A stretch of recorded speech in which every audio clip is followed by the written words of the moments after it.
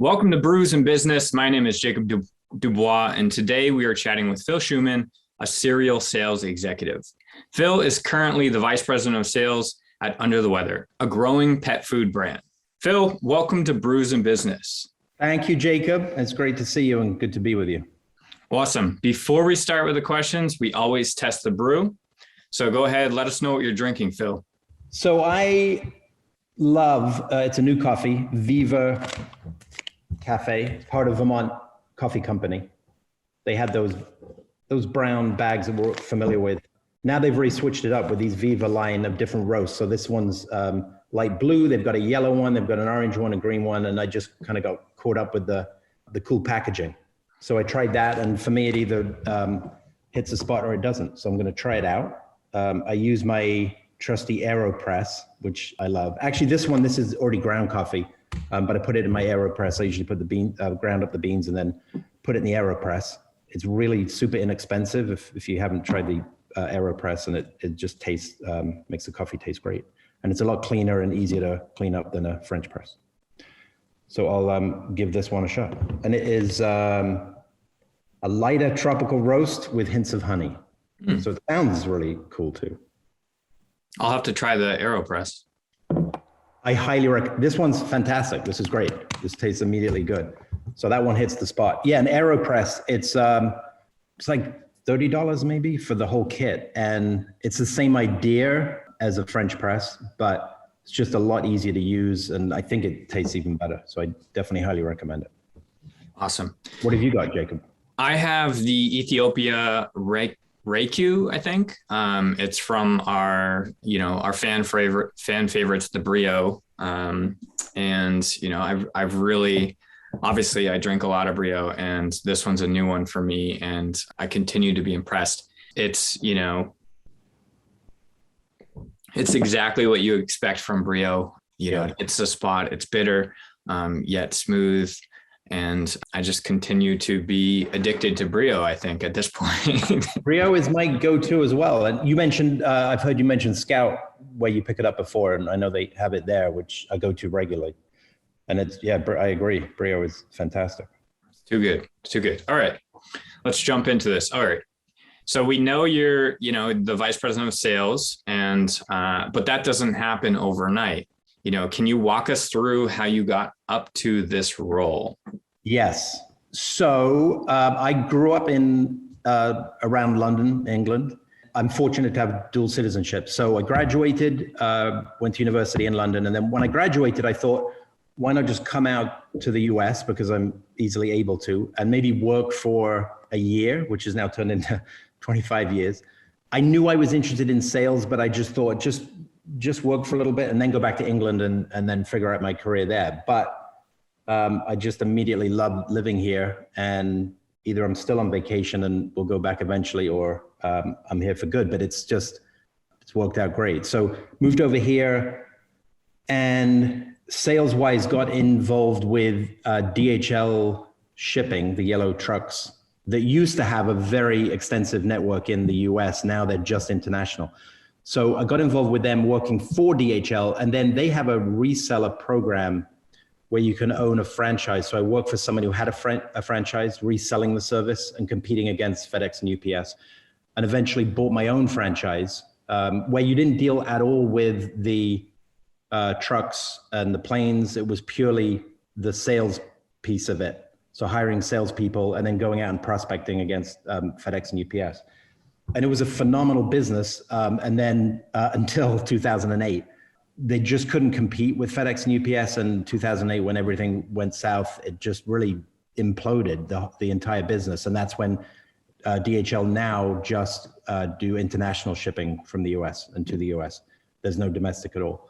But it was just an amazing experience in terms of just how the whole sales process works, and pricing and margins and top line, bottom line, all of that. So it was a great learning experience. And then because I had learned so much about sales, I wanted to share that with other people. So I started a sales training business that I ran for several years, which was going out to people's places of business, primarily small businesses, and working with their sales teams in terms of consulting. So doing training, doing workshops, helping them understand better what the sales process even is and helping them just sell better.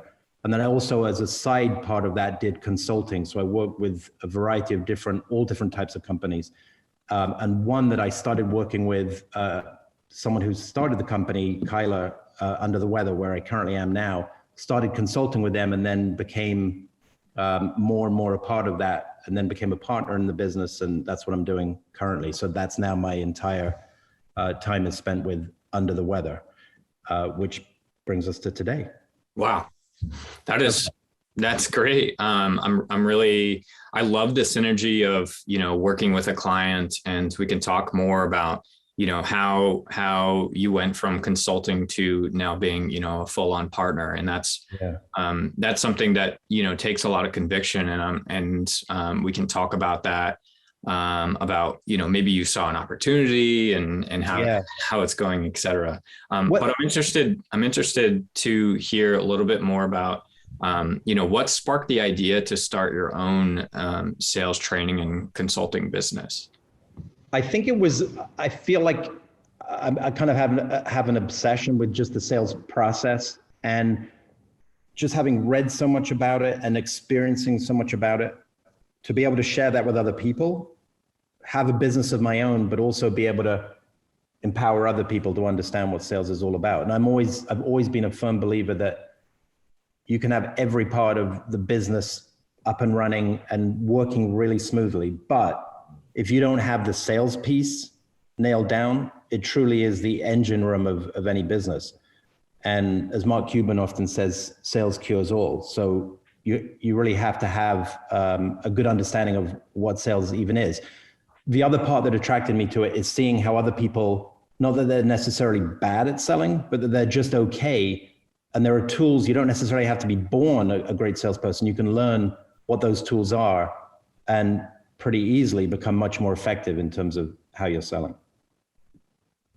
So you were trying to help people that may be bad or okay, and they have some sort of small business, and you were just giving them some tools and advice and kind of setting them on their way and hoping that they adopt some of your strategies, right? Yeah, exactly. And sometimes it was a one-off training. Sometimes it was a series, and then sometimes it was working with them and going back regularly to follow up with what we'd learned and go out and actually knock on doors or make calls with them, and whatever it took. But it was very cool to see people actually kind of that light bulb going off and understanding, hey, I understand how I can sell better, and that it's not that kind of stereotypical traditional, what used to be the traditional way, which is just kind of sell at any cost. And I think that's where kind of a lot of the negative connotations with what a salesperson is came from. And I think nowadays, with people being so much savvier, the customer having a better understanding of what they're looking for because they have so much access to information online, you really truly do have to be much more of a guide and an advisor rather than just a traditional pushy salesperson. And that's what I love, is actually working with someone, understanding what they actually need and helping them find what they need. Right. Yeah. And I see what you're saying. And, now that customers are they're so educated, and there's so much awareness around these sales tactics that we've used for decades that people can sniff out, no pun intended, pretty much anything that you're up to. And I would argue though, that some of those, some of those tactics that may be cheesy actually still work. Like, for example, I've seen a couple people kind of abuse the bribery method of like, hey, I'd love to get on your calendar. In return, I'll send you a $30 DoorDash. I'll buy you lunch or something in return for a sales meeting or a technical demo or something. And those things are, they're obviously converting for some people, right? I guess, and but it is. I agree. Yeah. I absolutely agree. I think it's the way that it's presented has changed, but the fundamental idea of how to approach the sales, a lot of that does remain the same. I agree.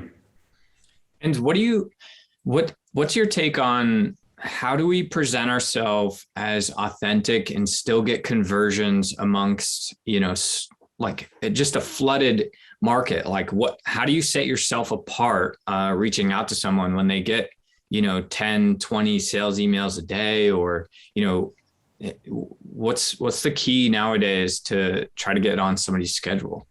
I truly think it's authenticity, that people do respond. There's a good example in our local in Burlington, Vermont. There's a company, North Star Leasing, and up on their wall they have, it's something, I can't remember the exact words, but it's something about how did you help someone's business grow today. So it's all about the company and not about the salesperson. And you think about the CRMs, the customer relationship management software.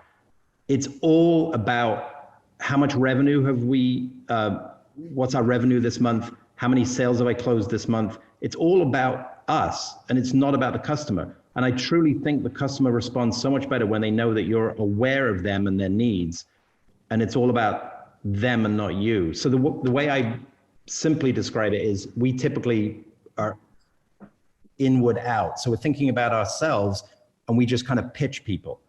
But if instead you flip it and you go outward in, so your focus is on them and not you, the salesperson, and what you need, I think that changes everything. And there's so many examples of that. So you can look at an email that when you're prospecting, you write an email, and it will typically start with the word I.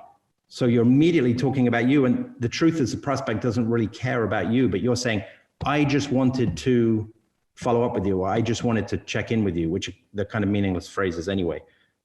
But that's how people typically write. So if you flip that and just talk about them and their needs and how you're adding value to them, and forget about what your needs are, then your needs will quickly follow.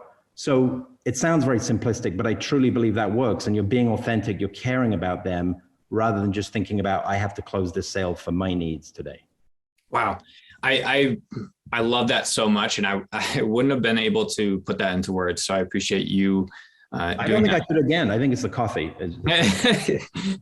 What's comes to mind for me is, if you meet somebody for the first time and you're incredibly curious and you're asking them about their life, so on and so forth for a bulk of the meeting, at the end of the meeting, you are so much more, you're so much more entertaining, or that person is so much more interested in you. You've taken such a deep sense of caring for them that that person ultimately, has a urge to get to know you more. And I think something there is related to what you're talking about here, is like put their problems first, and then they'll come to you asking about solutions. Exactly. That's 100% right. So there was a Dale Carnegie, the sales guru from, I think it was the 1950s. Pretty much any sales book written today is a variation of what Dale Carnegie would say. And he always said, if you want to be interesting, be interested. And it's that idea exactly. So networking events, for example, there's so many salespeople that will go out and they'll just say, I want to try and close business at this event, rather than just meeting people and asking them about what they're curious about and just getting interested in what problems they're dealing with in their business.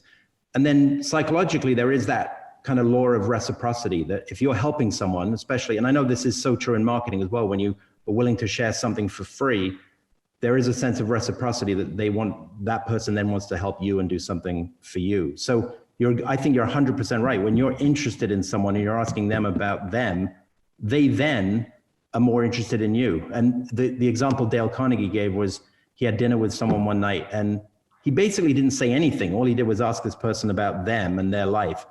And at the end of the dinner, the person said, wow, Dale Carnegie is such a fascinating person.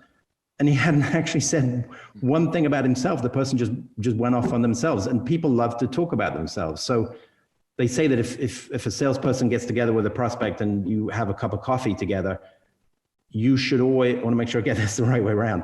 You should always finish your coffee first, because that means you're doing less talking and you're drinking the coffee, and the prospect is doing all the talking and not drinking their coffee. So I think that's an interesting way to look at it.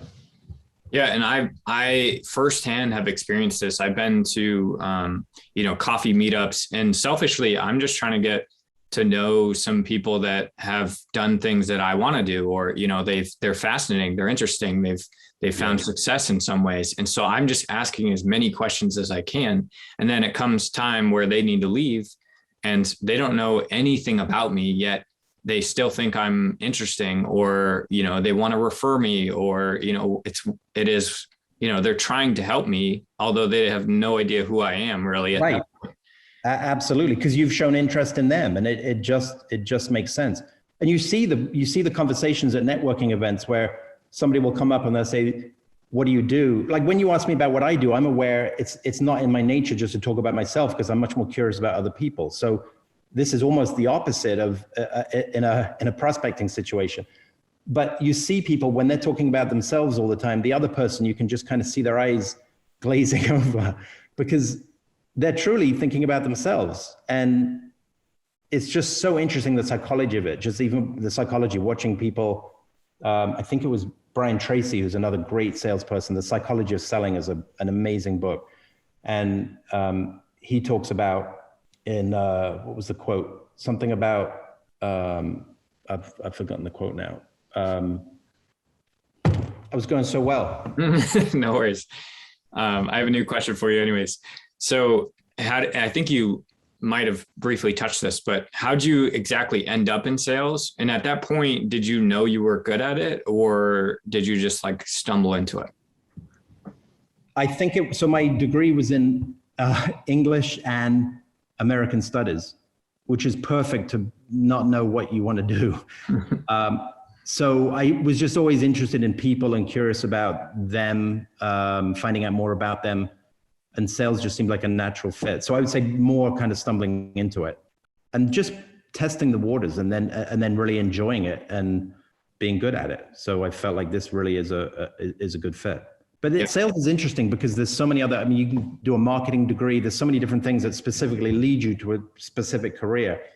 Sales doesn't really have that. There is no sales degree, which I've always found kind of interesting. That is fascinating. And there's millions of sales executives. Like there's no doubt that that's one of the top 4, top 5 positions in a company. And so why are we not having a degree specifically for that?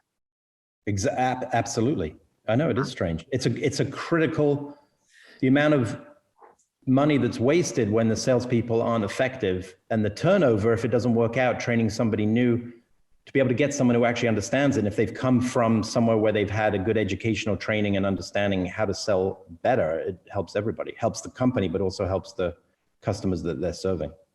Wow. Interesting. I'm going to write that one down, look that up later. I know it's one of those weird things. So on that topic, do you have any advice for somebody that's considering this industry, or, wants to test drive some sort of sales job? Yeah, I think the great thing is every company needs good salespeople, and there's always roles available to test it, to see. I think there's nothing better than just getting involved and actually doing it live and seeing if it's something that's a good fit. And then if it is, there's just so many places to go in terms of growing with companies. And as you understand more about sales and how to sell effectively, you can grow with the company.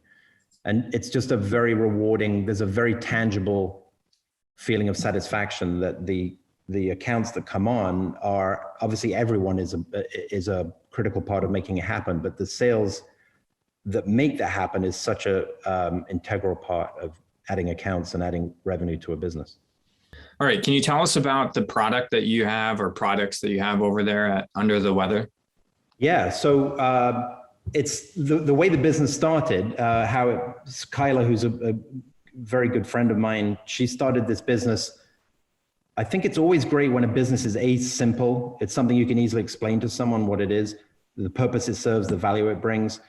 But also, and it sounds kind of cliche, but it's true that it's something that truly solves a problem in the market, and it's something that can benefit someone in some way, something that they don't currently have. So the moment that happened for Kyla, when she thought, hey, I think this could be a great business idea, we're in the health and wellness part of the pet industry, companion animals, so dogs and cats.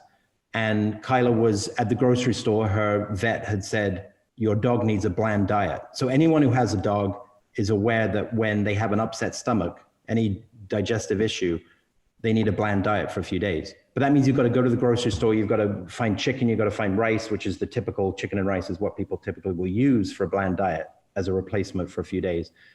The vet said, go to the store. Kyla had to leave her dog at home. She was hunting around the store thinking, I don't know, like the ratio that I've got to do, how much chicken, how much rice. Why isn't there something that's already ready to go that is just a more convenient solution for customers and great for the dogs? So that was the idea, chicken and rice. And it was one product. That's how the business began. And then from there, 6 years later, we've expanded to 35. We'll soon have 45 different products all around the idea of helping sick dogs and cats feel better and stay well with optimal health. And that's how Under the Weather was born. And the laser focus is always on helping dogs and cats feel better. And then a portion of every pouch and tube and jar that's sold goes towards a rescue mission to help rescue dogs and cats from high-kill shelters. And that's kind of the mission, that when customers join this community, they're directly involved in saving the lives of dogs and cats.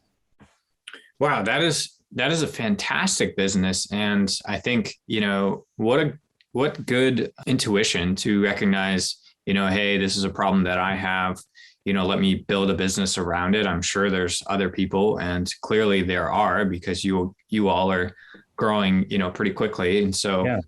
I think, yeah, absolutely. I think if you've been in that situation yourself, so you're a consumer and you just think, why isn't there something that's more convenient for me, better for my pet? That was Kyla's situation. She was a consumer herself, looking for something that didn't exist. So thought, why not make this start? So I came along with her and helped in the sales. And it was literally, we started from scratch. So I was calling up pet supply stores with this, at that time, 1 or 2 products that we had. We figured out the pricing that made sense for the customer, the margin that we needed. And I would just picked up the phone and started calling pet supply stores, and we just steadily built it up. So now we're in over 5,000 stores across the US. We're in Canada, soon to go international. And the amazing part is that's how it started, was traditional brick and mortar. But then I think the pandemic really expedited the online part of it, when people couldn't go to the pet supply stores as easily. And online has now become 70% of our business. Wow. We never anticipated. So we're now putting obviously a lot of resources into that part of it as well. Wow, that is so impressive. Amazing. And it's so fun. Thank you, Jacob. And it's just a really fun ride, and we have so much fun with it. We go to trade shows and just getting the word out. When you truly, this is another cliche, but it's true. When you truly believe in something, being effective at sales becomes so much easier, because it's just a part of what you really believe in. And I happen to love, I'm passionate about dogs and cats anyway, but then in addition to that, I truly see the value that it brings to these, not just to the pets, but to the pet parents, to the owners as well. They benefit with just the convenience of all of our products. And to hear the stories when they call, when I speak to the customers and they say either that we've saved their pet's life, or that they love being a part of the mission where they're saving dogs and cats themselves by buying our products, or when they say, my dog wasn't eating anything, I was scared, I didn't know what to do, then they try our product and the dog starts eating again. Or whatever it is, we have supplements. So that might be, they have achy joints or they have arthritis, and it helps them suddenly rejuvenate. And they said, my senior dog feels like a puppy again. Or I couldn't take him on a walk because he had so much anxiety, and we have calming chews. So whatever the need is, it's just so heartening to hear these stories, these real life stories where we're truly making a difference and helping these people and their pets. Yeah, and that's truly amazing. And I think all of us kind of can understand, whether we have a dog or a cat ourselves, but people in those situations are just desperate to find whatever products may help their pet at the time. And whether hopefully it's just a product off the shelf, sometimes it has to be a surgery, et cetera. People are, it's an emotional drain for these people, because pets mean so much to them. So absolutely. And it's amazing to see. That's exactly right what you're saying, and how much that's happening increasingly, that truly pets used to be, there was a family, they have kids, and then they may have a dog or a cat. Now it's all part of the same. They're truly a part of the family. And it makes it a recession-proof business because people always they'll find the means to spend on the pets that they love so much. So it's just, it's a fascinating industry to be a part of, for sure. Yeah. And also a fascinating time to be in the industry, I would say.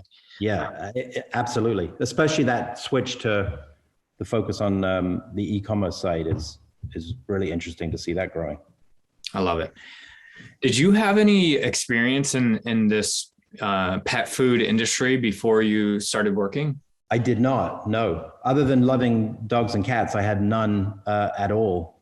And it's an interesting point because the idea of sales being sales is true to quite an extent, that you can transition from one industry to another, and it really is the same key concepts, the same ideas of how to sell that remains the same in terms of building a relationship, in terms of having someone know you and like you and then trust you, those kind of steps that you try and build on to build rapport. It's all the same. So, and then just learning about this industry, obviously there's things that are unique to it that doesn't take too long to learn.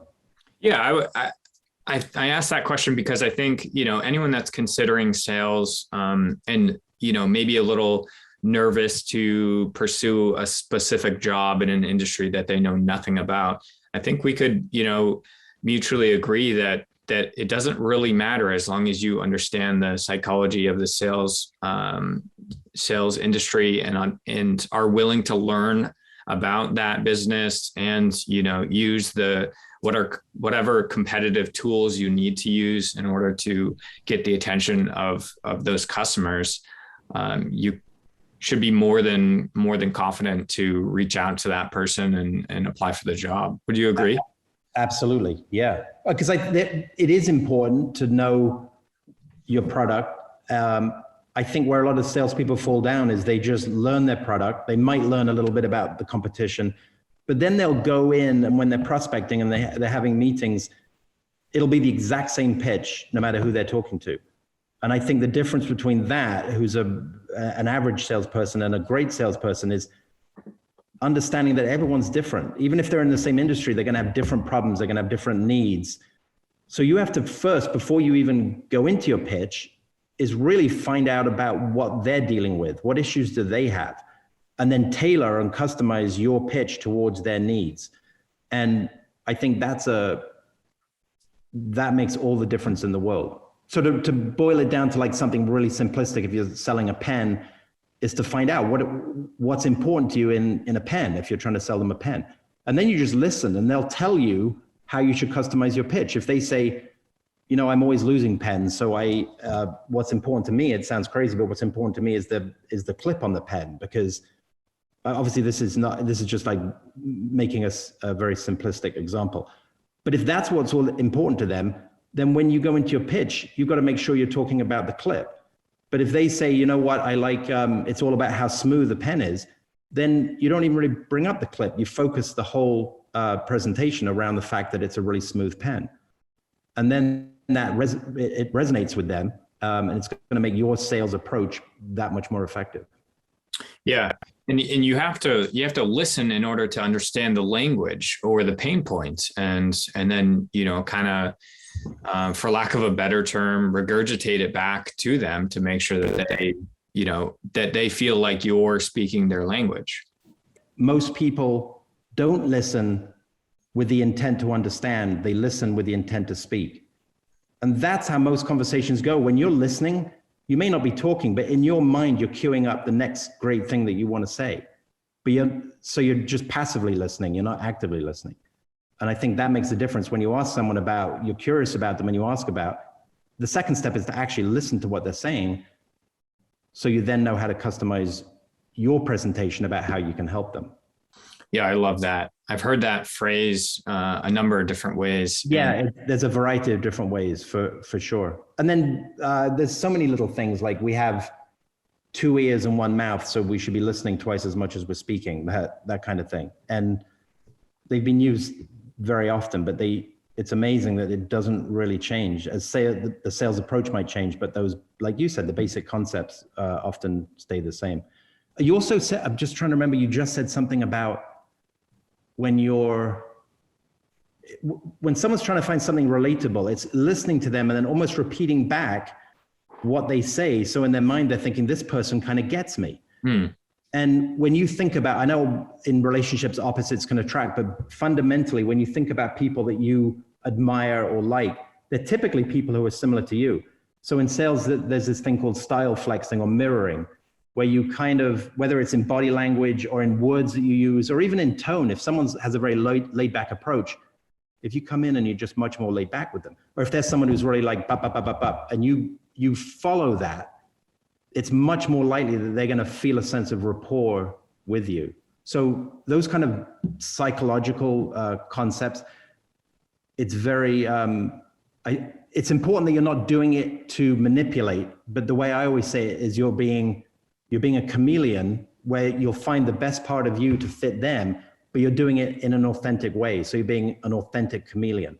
And I think that's the key part, that you're doing it in an authentic way, not in a way to manipulate.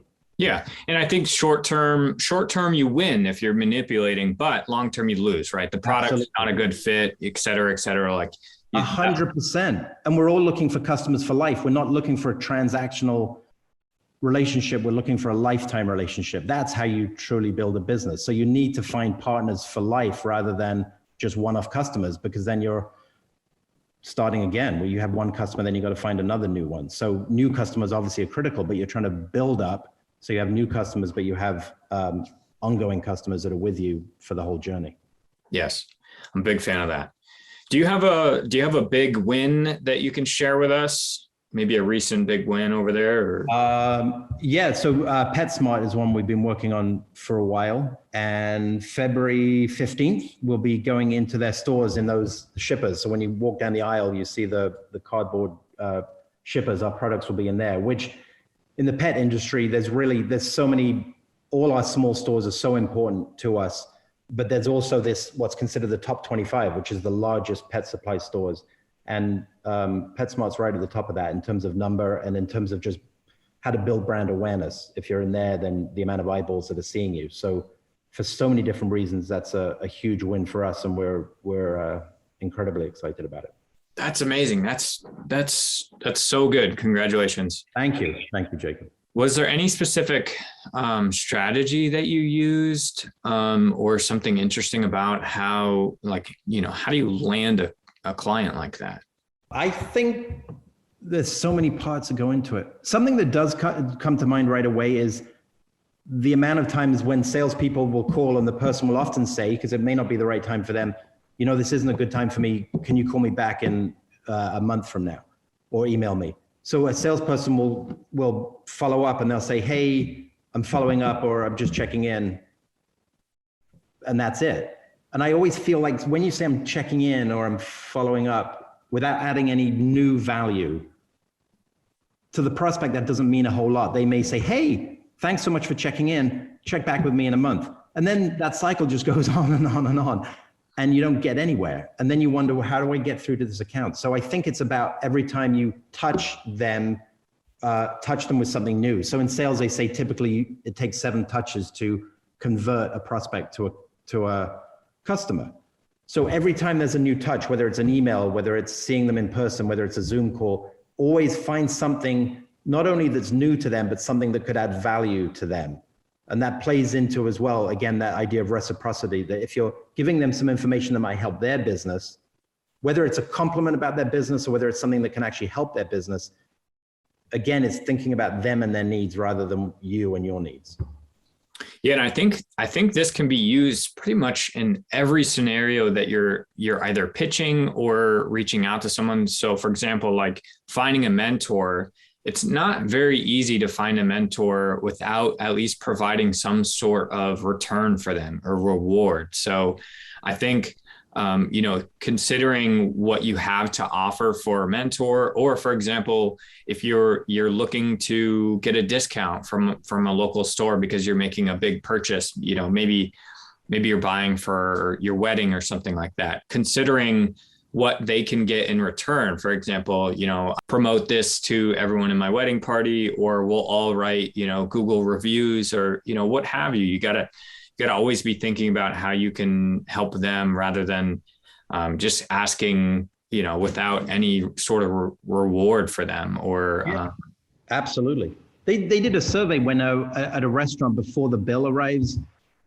when you don't give mints or chocolate or something, like there has to be a reason. Why do they always give those Andes mints or the Andes chocolates or mints just before the bill? Or when you get your hair cut, they'll do some like extra little thing before the end. And it's almost like they're doing something for free. And then there is that feeling of reciprocity that you're more likely. So they did a survey and sure enough, the tips were higher when there was just something very small given essentially, or looks like it's given for free. It's interesting how that happens. But do you do that? I imagine in your marketing, you do that in terms of offering and some sense of free advice to help attract customers. Yeah, absolutely. Like there's moments where I'll even do, work, completely for free the first month or something in order to, because, at a certain point you get further into the sales process, and for me, especially in my industry, I know that I can help this person. Like I've done it, 5, 6, 7 other times with a similar industry business, similar size. I know exactly what they're doing wrong or what they're just not doing, and I can help them. But you never, it's not as easy as just saying, look, I can help you.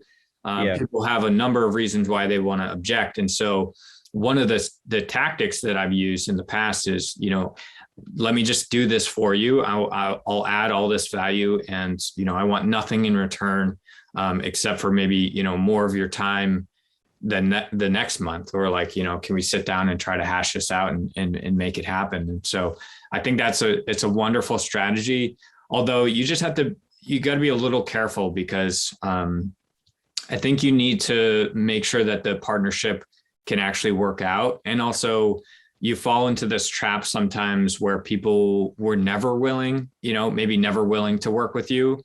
So I guess my advice would just be make sure that it's a pretty good fit before you go and offer, out free work, especially for somebody that may be just starting. Right. It's a tough balance because you also want people to understand that there's value attached to your time.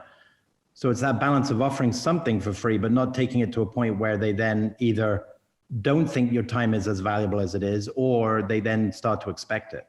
Yeah. And there's strategies for that too. You could say look, this, I'll charge you absolutely nothing if this does not work out. But if we see these results, here's what, my normal rate is. So there's a blend of strategies that you can use.